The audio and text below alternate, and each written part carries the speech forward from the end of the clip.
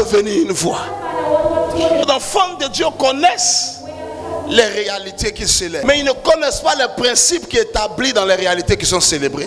À Dieu appartient l'or et l'argent, et Dieu est notre Père. Mais il n'y a rien comme or ni argent dans notre environnement. Dieu est puissant, mon Dieu est fort, et le niveau de notre faiblesse est aberrant.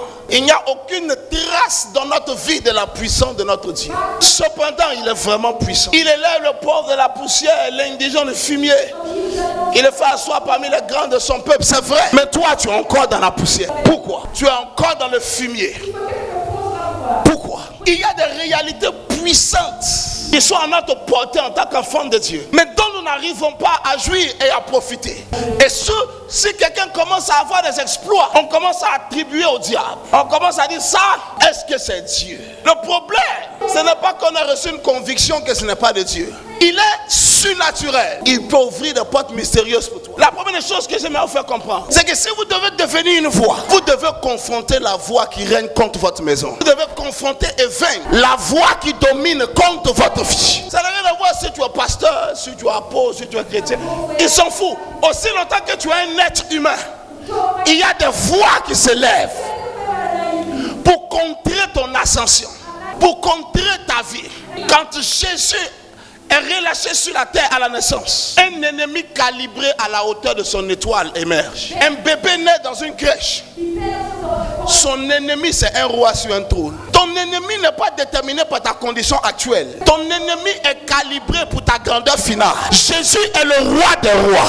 Même s'il est né comme un bébé dans une crèche, c'est un roi qui doit le confronter, parce qu'il est lui-même un roi. Ce qui veut dire, le type d'adversité que tu rencontres te donne des informations sur le type de gloire que tu as appelé à avoir. Si c'est un Goliath qui est devant toi, c'est que tu as appelé à devenir un géant dans le pays. Si c'est la pauvreté qui t'attaque, c'est que tu as appelé à devenir un homme riche dans le territoire. Si c'est l'échec qui lutte contre toi, c'est que tu as appelé à une dimension de succès extraordinaire.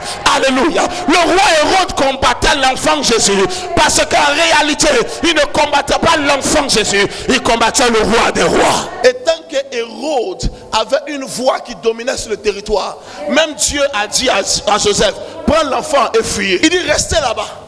Jusqu'à ce que ceux qui en veulent à l'enfant ne soient plus. Et après un certain temps, le même ange revient dire à Joseph, prends l'enfant et la mère, retournez, car ceux qui en voulaient à sa vie sont morts.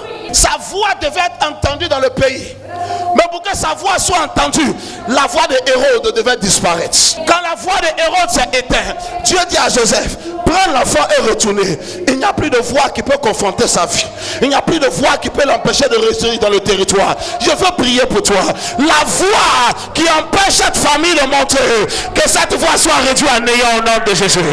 Que cette voix soit réduite à silence au nom de Jésus. La voix qui empêche une entreprise de monter, que cette voix soit condamnée au nom de Jésus. Que cette voix soit condamnée au nom de Jésus. La voix qui a dit que tu ne réussiras pas. La voix qui a dit que personne de grand ne sortira de cette famille. La voix qui a dit tu ne vas jamais attraper la joie ni le bonheur. Devant le trône de Dieu, cette voix est réduite à silence au nom de Jésus.